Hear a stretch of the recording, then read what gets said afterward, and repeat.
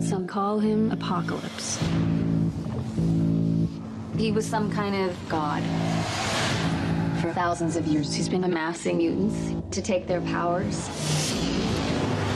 He always had 4 followers. Like the 4 horsemen.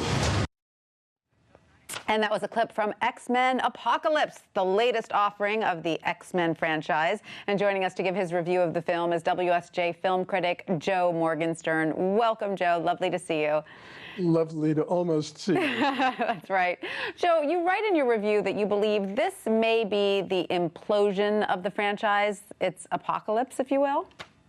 Well, that may be an overstatement, but it is certainly the implosion of Memorial Day weekend, which historically has been a weekend to look forward to in the movie business.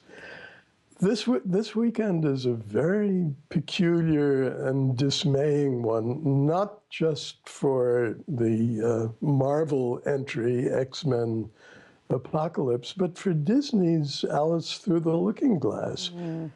We have 2 allegedly major movies that are each in their own way, or in the same way, really, bitter disappointments. So they've missed... the same way being that they're overwhelmed by digital effects to the detriment of any trace of humanity in the films. Oh, that is such a shame. And you did like the previous X-Men, Days of Future Past.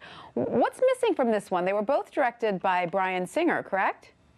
That's the mystery. They were both directed by Bryan Singer from screenplays by Simon Kinberg.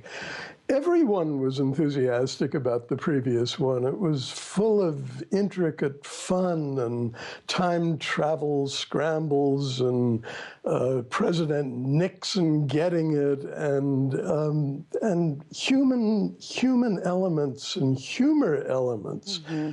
This one is just dead in the water. I think it'll be a bitter disappointment to X-Men fans. All right, well, that's one to skip. Now, you mentioned Alice Through the Looking Glass, and you say in your review that it sounds quite humorous, but is not actually all that funny.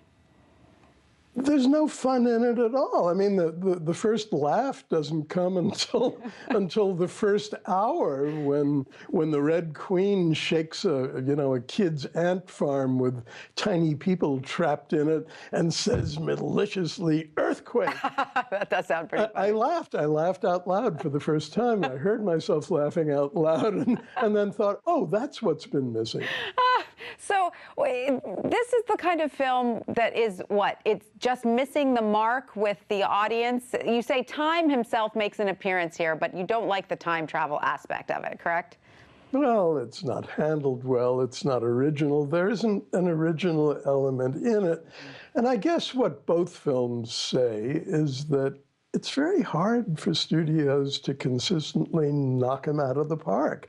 You look at Disney's track record this year so far, and it's quite spectacular. Zootopia, The Jungle Book, Captain America, the Marvel film, were entertainments that were actually entertaining. And then this one comes along and you just go, ugh. Right after Disney had these great hits, you're right, with Jungle Book, and now this one misses the mark. All right, Joe, 2 movies to miss this weekend. That's good to know. It's sad to know, but there it is. Yeah, more time at the barbecue, I guess. Thank you so much, Joe, for that. Thank you, Tanya.